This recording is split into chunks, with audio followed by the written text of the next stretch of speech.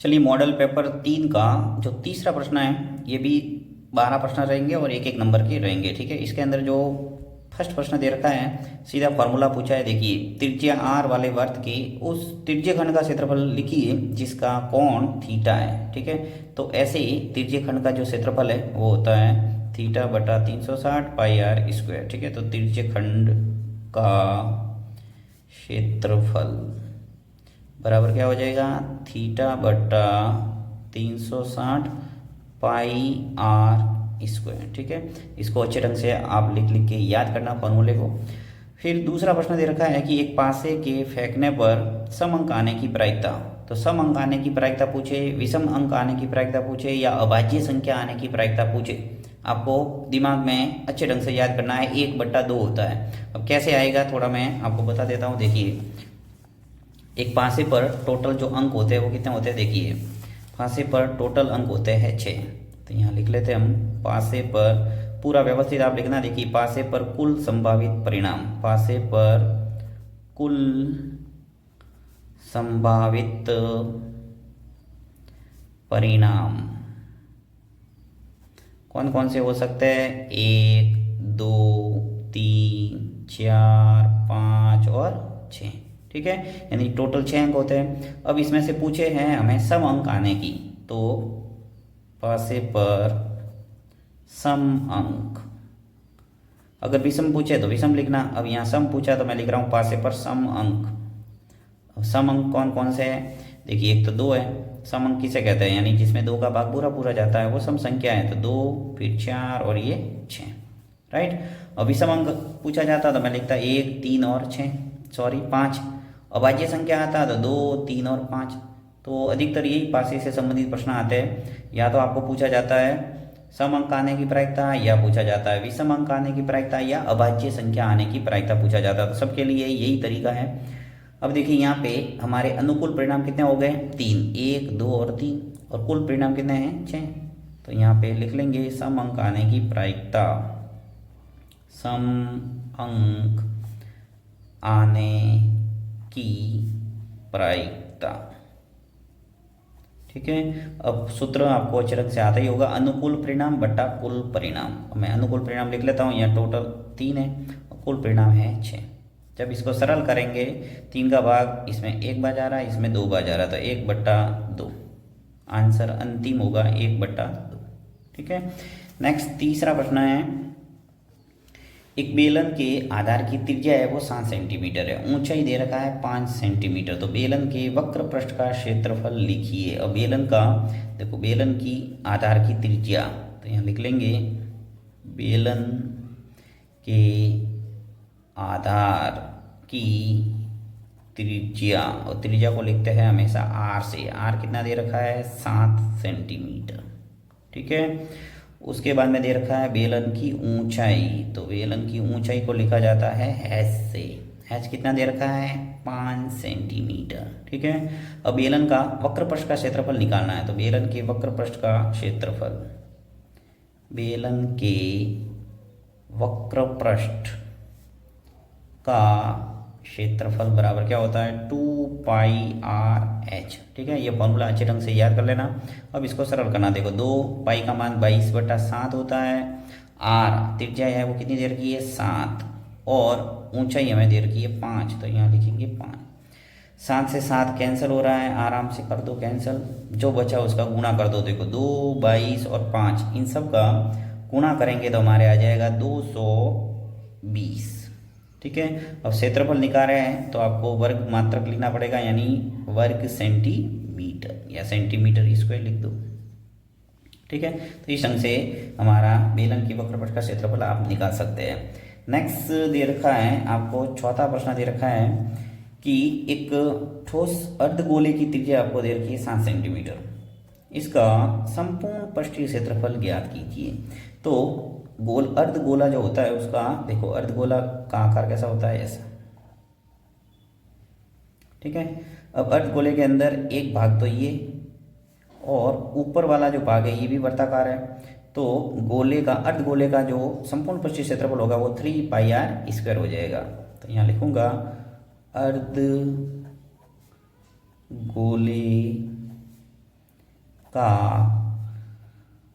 संपूर्ण पृष्ठीय क्षेत्रफल क्या होगा, 3πr²। राइट। अब देखो 3 का स्थान पर 22/7 और r त्रिज्या है वो कितना है, 7 है, तो 7 × 7 कर दो, यानी 2 बार लिखना है r², यानी 7 × 7, 7 से 7 कैंसिल कर दो, 3, 22 और 7 इन सब का गुणा करेंगे तो हमारे आ जाएगा आंसर 462। ठीक है, 462। यहाँ पर भी देखिए क्षेत्रफल है तो आपके इकाई आ जाएगी सेंटीमीटर है, तो वर्ग सेंटीमीटर इसका आंसर आ जाएगा, यानी 462 वर्ग सेंटीमीटर अर्धगोले का संपूर्ण पृष्ठीय क्षेत्रफल। अब ऐसे प्रश्नों में आपको सूत्र याद है तभी काम बैठेगा, इसलिए अच्छे ढंग से सूत्र सभी याद करें। अब देखिए बंटन दे रखा है और इसका माध्य पूछा है, तो माध्य निकालने का क्या होता है, राशियों का योग बटा राशियों की संख्या। तो यहाँ माध्य बराबर आ जाएगा, फॉर्मूला लिख सकते हैं आंकड़ों का योग बटा आंकड़ों की संख्या, या फिर राशियों का योग बटा राशियों की संख्या। तो देखो जो भी आंकड़े दे रखे हैं मैं लिख लेता हूँ, 10 + 12 + 8 + 7 और +13। ठीक है, आंकड़े कितने हैं, 1, 2, 3, 4 और 5, तो ये आ जाएगा 5। सबको जोड़ेंगे तो 50 आ जाएगा और नीचे आ जाएगा हमारा 5। 50 में 5 का भाग जाएगा 10 बार। ठीक है, यानी अभिष्ट जो माध्य है वो कितना आ गया, 10। नेक्स्ट देखिए यहाँ पे निम्न तालिका में ए का मान लिखिए। आपको एक्स दे रखा है, बारंबारता दे रखी है और संशयी बारंबारता दे रखी है। तो संशयी बारंबारता निकालने का तरीका क्या होता है, देखिए आगे से आगे संख्या हम जोड़ते जाते हैं। जैसे ये 2 है, ठीक है, 2 ऐसे कैसे लेंगे, अब 2 में 8 जोड़ेंगे तो क्या आएगा, 10, 10 में 10 जोड़ेंगे तो क्या आएगा, 20, और 20 में 13 जोड़ेंगे तो आ जाएगा 33, और 33 में 5 जोड़ेंगे तो क्या आना चाहिए, 38। राइट, यानी ए बराबर क्या आना चाहिए, 33 + 5 बराबर आना चाहिए 38। राइट, यानी आगे से आगे आपको जोड़ते जाना, बहुत ही सरल तरीका है। कभी आपको लुप्त यानी एफ पूछा जाता है और कभी आपको सी एफ पूछा जाता है, तो तरीका यही है। अभी देखिए यहाँ पे जो 7वां प्रश्न दे रखा है कि अच्छी तरह से फेंटी हुई ताश की गड्डी से एक पत्ता निकाला गया है। ओके, और इस पत्ते के बादशाह या हुकुम का पत्ता होने की प्रायिकता क्या होगी। तो टोटल ताश की गड्डी में 52 पत्ते होते हैं, यानी कुल परिणाम तो आपके 52 हो गए। अब बात आती है कि बादशाह या हुकुम के पत्ते कितने हैं। तो बादशाह टोटल कितने होते हैं, 4, हुकुम के पत्ते होते हैं 13, तो 13 और 4 कितने हो गए, 17। परंतु यहाँ पे या है, यानी या तो बादशाह आएगा या हुक्म आएगा, तो एक कम हो जाएगा, यानी 17 में से एक कम कर दो, कितना आ गया, 16। ठीक है, तो इसका जो अभिष्ट प्रायिकता हो जाएगी, यहाँ लिख लेना, बादशाह या बे हुकुम का पत्ता, हुकुम का पत्ता आने की प्रायिकता। अनुकूल परिणाम कितने हुए, 16, कुल परिणाम कितने हैं, 52। राइट, अब 4 का भाग दोनों में जा रहा है, इसमें 4 बार गया, इसमें गया 13 बार, यानी कि आंसर आ जाएगा 4/13। ठीक है, तो इस ढंग से प्रायिकता वाले सवाल अत्यंत ही सरल है, आपको अच्छे ढंग से प्रैक्टिस करके जाना है तो आपके पूरे नंबर इसमें आ सकते हैं। अब देखिए 8वां प्रश्न दे रखा है कि एक घन का संपूर्ण पृष्ठीय क्षेत्रफल है वो 1014 वर्ग मीटर है, तो घन का आयतन ज्ञात कीजिए। घन का आयतन का फॉर्मूला होता है भुजा इंटू भुजा इंटू भुजा, परंतु भुजा हमारे पास में है नहीं, तो भुजा इससे आ जाएगी क्योंकि संपूर्ण पृष्ठीय क्षेत्रफल आपको दे रखा है। तो यहाँ लिखूंगा घन का संपूर्ण पृष्ठीय क्षेत्रफल कितना दे रखा है, 1014। ठीक है, और घन का जो संपूर्ण पृष्ठीय क्षेत्रफल होता है वो क्या होता है, 6 × भुजा स्क्वायर, 6 × भुजा स्क्वायर। ये आपको अच्छे ढंग से फॉर्मूला याद करना है कि घन का संपूर्ण पृष्ठीय क्षेत्रफल होता है 6 × भुजा स्क्वायर, तो 1014 है। हमें भुजा चाहिए तो मैं यहाँ पे भुजा की घात 2 लिख के 6 का भाग दे दूंगा, तो 1014 में 6 का भाग दे दूँ। ठीक, तो भुजा स्क्वायर आ जाएगा हमारे, देखो 6 का भाग इसमें पूरा पूरा जाएगा, 169 बार। ठीक है, यानी 169 आ जाएगा। तो भुजा कितनी आ गई हमारे, आ जाएगी, देखिए यहाँ से घात 2 हटेगी तो वर्गमूल का चिन्ह आ जाएगा आगे 169। तो भुजा का मान आ गया 13, क्योंकि 169 का वर्गमूल कितना होता है, 13। ठीक है।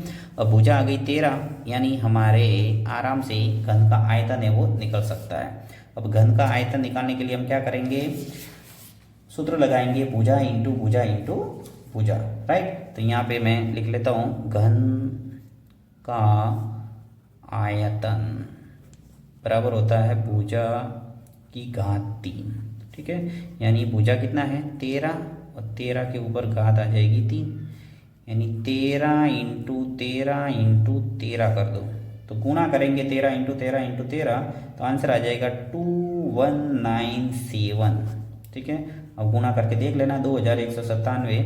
अब देखिए आयतन का जो मात्रक है वो है घन मीटर है, ठीक है। मीटर में दे रखा है इसलिए आ जाएगा घन मीटर, ओके। क्षेत्रफल है तो आपको वर्ग मीटर लिखना है और आयतन है तो लिखना है घन मीटर। नंबर प्रश्न, यदि 5, 7, 9 x का माध्य है वो 9 है तो x का मान ज्ञात कीजिए। यानी माध्य बराबर होता है क्या, देखिए माध्य बराबर होता है 5 + 7 + 9 + x, ठीक है। अब देखिए माध्य निकालने का तरीका होता है कि आंकड़ों का योग बटा आंकड़ों की संख्या। आंकड़े क्या है 5, 7, 9 और x, इनका माध्य हमें दिए रखा है 9, तो 5, 7, 9 और x इसके अंदर भाग देना पड़ेगा किसका, 4 का, यानी आंकड़ों का योग बटा आंकड़ों की संख्या। आंकड़ों का योग कर दिया, आंकड़ों की संख्या कितनी है 1, 2, 3, 4, तो 4 का भाग दे दिया। माध्य है 9, तो यहाँ पे माध्य के स्थान पर 9 लिख दो। तो यहाँ पे 5, 7, 9 इनको जोड़ो तो कितना हुआ आपके 21, और x ऐसा कैसा आ जाएगा, ये 4 नीचे ऐसा का ऐसा, ठीक है। और वज्र गुणन करेंगे तो देखो 4 का गुणा 9 से तो 36 बराबर आ जाएगा 21 + x। x का मान आपको पूछा है तो यहाँ से 21 को पक्षांतर कर दो, यानी 36 - 21 बराबर x। 36 में से 21 गए, क्या बचा 15, यानी x का मान आपके आ गया 15। नेक्स्ट जो 10वां प्रश्न दे रखा है कि एक बक्से में 3 नीली, 2 सफ़ेद, 4 लाल गेंद है। एक बक्से में से एक गेंद यादृच्छिक निकाली जाती है तो इसकी क्या प्रायिकता है कि निकाली गई गेंद नीली होगी। तो ऐसे प्रश्नों के लिए हमेशा लिखना है, सबसे पहले देखिए नीली गेंद कितनी है, लिख लो नीली गेंद कितनी है 3।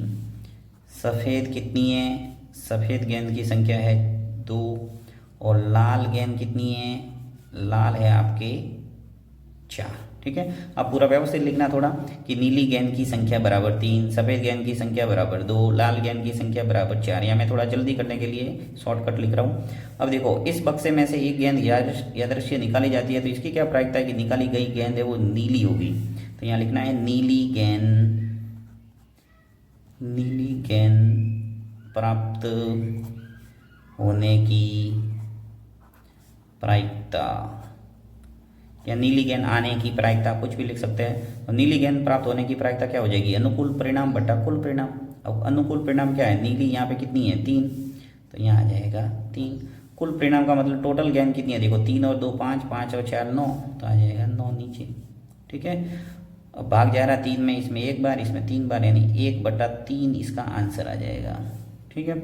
अगर आपको पूछा होता कि लाल गेंद की प्रायिकता तो क्या आंसर आता, देखो 4 बटा आ जाता 9, क्योंकि लाल गेंद कितनी है 4, तो 4 ऊपर आ जाता और 9 तो आता ही नीचे, क्योंकि कुल गेंद कितनी है 9 ही है, ठीक है। तो बहुत ही सरल है, प्रायिकता वाले आराम से आप कर सकते हैं। नेक्स्ट 11वां, एक घन के पृष्ठ का परिमाप है वो 28 सेंटीमीटर, तो घन की भुजा की लंबाई, देखो घन का पृष्ठ होता है वर्ग जैसा और वर्ग का परिमाप क्या होता है 4 इंटू भुजा, और 4 इंटू भुजा की दे रखा है हमें 28, तो भुजा पूछा है तो भुजा बराबर आ जाएगा 28/4, राइट। तो भुजा 28 के अंदर 4 का भाग दे जाएगा 7 बार, यानी भुजा का मान कितना आ गया 7 सेंटीमीटर, ओके। नेक्स्ट बंटन में माध्यिका और बहुलक आपको दे रखा है 10 और 12, तो माध्य ज्ञात कीजिए। तो ऐसे प्रश्नों के लिए आपको एक फार्मूला याद करना पड़ेगा। फार्मूला क्या होता है, देखिए मैं यहाँ लिखता हूँ, अच्छे ढंग से याद कर लेना कि बहुलक बराबर होता है 3 इंटू माध्यिका, या माध्य को लिख सकते हैं 3 माध्यिका माइनस 2 इंटू माध्य, ठीक है। ये फॉर्मूला आपको याद करना है। अब देखिए जो जो दे रखा है प्रश्न में वो मैं यहाँ लिखूंगा। मुझे क्या क्या दिया हुआ है, एक तो दे रखा है माध्यिका, ठीक है, और एक दे रखा है बहुलक, तो मैं लिख लेता हूँ यहाँ। तो यहाँ बहुलक है 12, तो 12 लिख देता हूँ। उसके बाद में 3 मुझे पूछा है माध्य, तो माध्य का दे रखा है, माध्य का कितना है 10, 3 इंटू 10 कर देता हूँ -2 माध्य। इसको सरल कर देते हैं, देखिए 12 बराबर 3 इंटू 10 कितने हो जाएंगे 30, 2 माध्य। इसको पक्षांतर कर दो, देखो 12 30 इधर जाएगा तो आ जाएगा माइनस का 30 और माइनस के 2 माध्य। ठीक है, 12 में से 30 गया तो माइनस के 18 बराबर आ जाएगा -2 माध्य। दोनों साइड में माइनस है तो माइनस माइनस हटा दो, तो हमारा आ जाएगा 18/2 माध्य। ठीक है, यानी 2 का भाग लग जाएगा 18 में। अब देखो 2 का भाग 18 में गया 9 बार, तो 9 आ जाएगा माध्य। ठीक है, तो फॉर्मूले से आप जो भी पूछा जाए वो आराम से निकाल सकते हैं।